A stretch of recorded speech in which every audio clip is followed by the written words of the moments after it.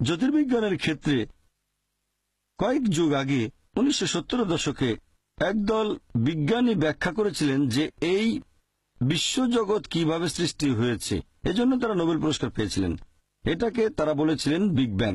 এই বিজ্ঞানীরা বলেছিলেন যে প্রথমে এই বিশ্বজগৎ ছিল একটা বিন্দু, তারপর সবকিছু আলাদা হয়ে গেল একটা বিস্ফোরণে। তারপর সৃষ্টি হলো গ্যালাক্সি, নক্ষত্র, গ্রহ, সূর্য, পাশাপাশি পৃথিবী যেখানে আমরা বাস করি। এটাকে তারা বললেন বিগ ব্যাং।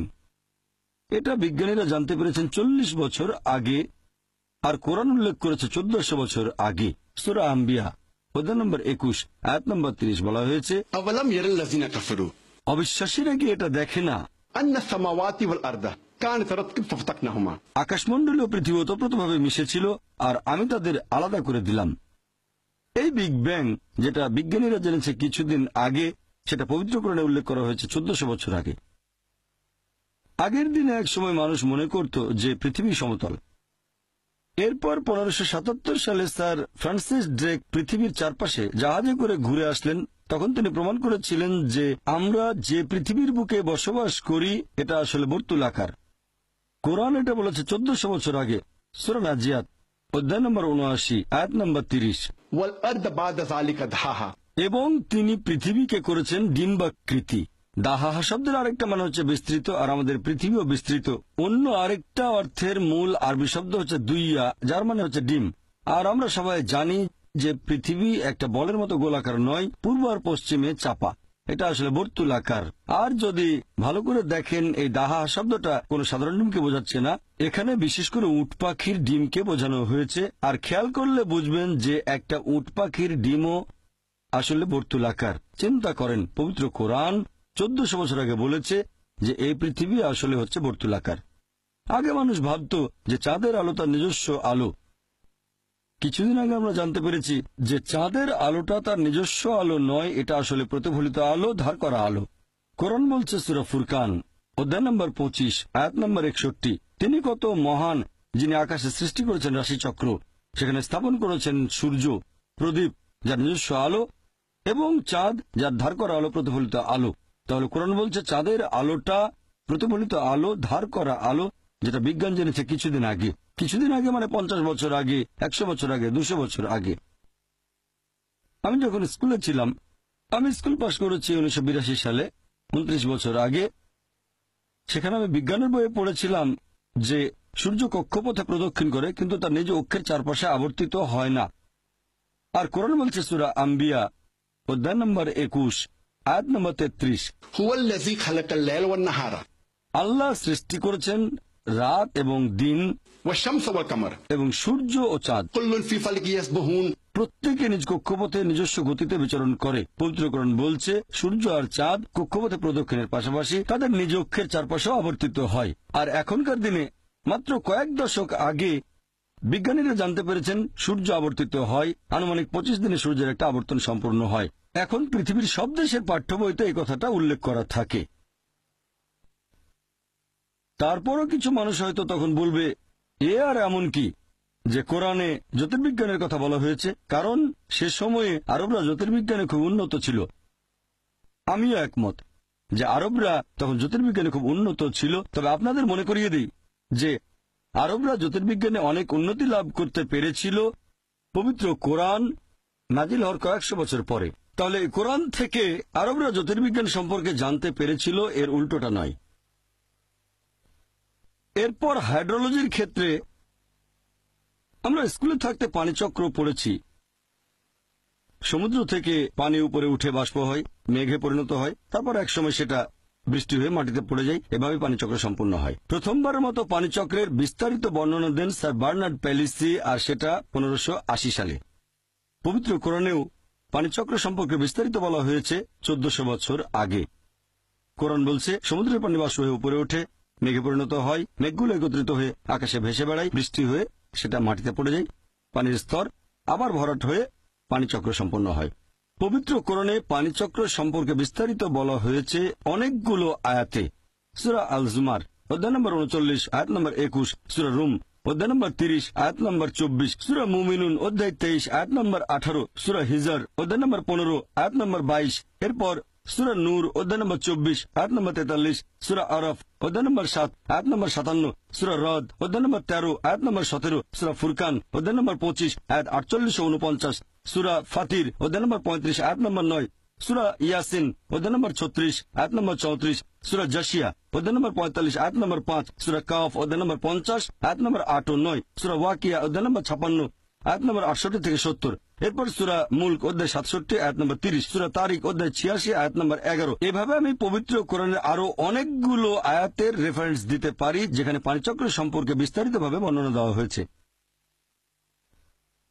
এরপর সমুদ্রবিদ্যার ক্ষেত্রে পবিত্র কোরআনের একটি আয়াত সূরা ফুরকান অধ্যায় নম্বর 25 আয়াত 53 বলা হয়েছে যে তিনি দুই দরিয়াকে মিলিতভাবে প্রবাহিত করেন, একটি মিষ্ট এবং সুপেয়, অন্যটি লোনা এবং খর। তারা মিলিত হলেও পরস্পর মিশে যায় না, তাদের মাঝে রয়েছে এক অন্তরায় যেটা অতিক্রম করা যায় না।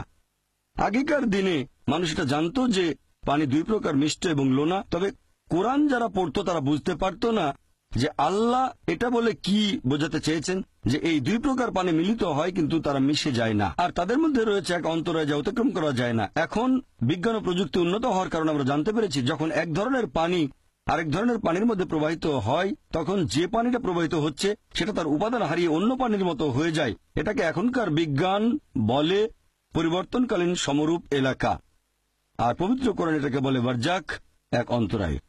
আর এটা আপনারা দেখতে পাবেন কেপ পয়েন্ট, দক্ষিণ আফ্রিকার একেবারে দক্ষিণাঞ্চলে। সেখানে আপনারা এই দুই ধরনের পানির মধ্যেকার পার্থক্যটা চোখে দেখেও বুঝতে পারবেন। আর প্রফেসর হে, একজন বিখ্যাত সমুদ্র বিজ্ঞানী, তিনি বলেছেন যে মানুষ এটা জানতে পেরেছে কিছুদিন আগে। এটা ব্যাখ্যা করা আসলে কঠিন যে কোরআন কিভাবে এই কথাটা বলেছে 1400 বছর আগে। এরপর জীববিদ্যার ক্ষেত্রে পবিত্র কোরআন বলছে সূরা আম্বিয়া অধ্যায় নম্বর 21 আয়াত নম্বর 30, এবং প্রাণবান সমস্ত কিছু সৃষ্টি করলাম পানি থেকে, এরপরেও কি তারা বিশ্বাস করবে না? চিন্তা করেন আরবের সেই শুষ্ক মরুভূমিতে কোরআন বলছে প্রাণবান সবকিছু সৃষ্টি হয়েছে পানি থেকে। এই কথাটা কে বিশ্বাস করত? বর্তমানে বিজ্ঞান আর প্রযুক্তি উন্নত হয়, আমরা জানতে পেরেছি যে প্রত্যেকটা জীবের শরীরের মধ্যে কোষ থাকে, আর কোষের একটা মূল উপাদান হচ্ছে সাইটোপ্লাজম, যার শতকরা 80 পানি। এখন বিজ্ঞান আমাদের বলে যে প্রত্যেক জীবদেহে শতকরা 50 থেকে 90 পানি। উদ্ভিদবিদ্যার ক্ষেত্রে আগেকার দিনে আমরা জানতাম না যে গাছপালার মধ্যে পুরুষ এবং স্ত্রীলিঙ্গ থাকে। পবিত্র কোরআন বলছে সূরা তাহা অধ্যায় নম্বর 20 আয়াত নম্বর 53 যে আল্লাহ আকাশ থেকে বাড়ি বর্ষণ করেন, সেটা দ্বারা উৎপন্ন করেন বিভিন্ন প্রকারের উদ্ভিদের জোড়া, একটা অন্যটা থেকে আলাদা। এখানে আরবি শব্দ আজওয়াজ মানে জোড়া, তার মানে গাছপালারও পুরুষ এবং স্ত্রীলিঙ্গ আছে।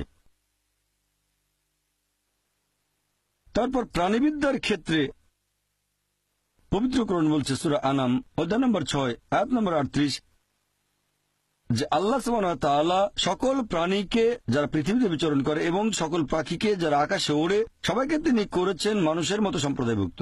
এখনকার দিনের বিজ্ঞান বলে বিভিন্ন প্রাণী এবং পাখি সবাই মানুষের মতো দলবদ্ধ হয়ে বসবাস করে, যেটা মানুষ আগে জানত না। পবিত্র কোরআন মৌমাছির জীবন প্রণালী সম্পর্কে বলেছে সূরা নাহল অধ্যায় নম্বর 16 আয়াত 68 ও 69। কোরআন মাকড়সার জীবন প্রণালী সম্পর্কে বলেছে সূরা আনকাবুত অধ্যায় নম্বর 29 আয়াত নম্বর 41। কোরআন পিঁপড়ার জীবন প্রণালী আর যোগাযোগ পদ্ধতি সম্পর্কেও বলেছে সূরা নামল অধ্যায় নম্বর 27 আয়াত 17 ও 18। এরপর মেডিসিনের ক্ষেত্রে পবিত্র কোরআন বলছে সূরা নাহল অধ্যায় নম্বর 16 আয়াত 68 ও 69 যে মৌমাছির উদর হতে আমি তোমাদের দেই বিবিধ বর্ণের পানীয় যাতে মানুষের জন্য রয়েছে আরোগ্য। আর কিছুদিন আগে আমরা জানতে পেরেছি যে আমরা যে মধু পাই সেটা মৌমাছির পেটের ভেতর প্রক্রিয়া হয়। এখনকার দিনের বিজ্ঞান বলে যে মধুতে মাঝারি মাত্রার অ্যান্টিসেপটিক গুণাবলী আছে আর সেটা মানুষের ক্ষেত্রে ঔষধের মতো কাজ করে। তারপর শরীরবিদ্যার ক্ষেত্রে কোরআন বলছে রক্ত সংবহন এবং দুধ উৎপাদনের কথা বর্ণনা করেছে সূরা নাহল অধ্যায় নম্বর 16 আয়াত নম্বর 66। কোরআন অবতীর্ণ হওয়ার 600 বছর পরে ইবনে নাফিস তিনি জীবদেহে রক্ত সংবহন এবং দুধ উৎপাদনের ব্যাপারটা পৃথিবীর সামনে তুলে ধরেন। এর 400 বছর পরে, তার মানে কোরআন অবতীর্ণ হওয়ার 1000 বছর পরে উইলিয়াম হার্ভে পশ্চিমা বিশ্বে এই ধারণাটা প্রচার করেন। আমরা উইলিয়াম হার্ভের নাম জানি, কিন্তু খুব কম লোকে ইবনে নাফিসের নামটা জানে। তিনি উইলিয়াম হার্ভের 400 বছর আগেই রক্ত সংবহন আর দুধ উৎপাদন সম্পর্কে বর্ণনা করেছেন।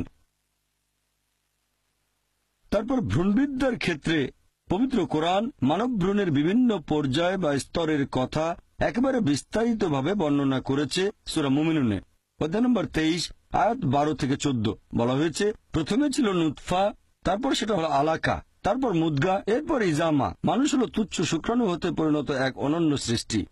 তারপর সেটা হয় আলাকা, জোকের মতো দেখতে একটা বস্তু, এরপর সেটা হয় চিবানো মাংসের মতো, তারপর হাড়গোড় হয়, সেই হাড়গোড় ঢেকে দেয় মাংস দিয়ে। 1980 দশকে প্রথম দিকে এই আয়াতগুলো দেখানো হয়েছিল ডক্টর কিথ মুরকে, যিনি সে সময় ছিলেন শরীরবিদ্যা ও ভ্রূণবিদ্যার উপরে সবচেয়ে সেরা একজন বিশেষজ্ঞ। তিনি তখন ইউনিভার্সিটি অব টরন্টোতে এই ডিপার্টমেন্টের বিভাগীয় প্রধান ছিলেন। তিনি বলেছিলেন যে পবিত্র কোরআনের বর্ণনাটা বর্তমানের এই আধুনিক ভ্রূণবিদ্যার চেয়ে অনেক বেশি বিস্তারিত।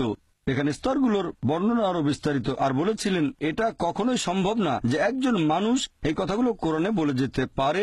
এই কোরআন অবশ্যই আল্লাহ সুবহানাহু ওয়া তাআলার বাণী, আর নবী মুহাম্মদ সাল্লাল্লাহু আলাইহি সাল্লামকে আল্লাহর রাসূল বলে মেনে নিতে আমার কোনো আপত্তি নেই। সময় সীমিত, তাই বিজ্ঞান সম্পর্কে খুব বেশি বলতে পারছি না।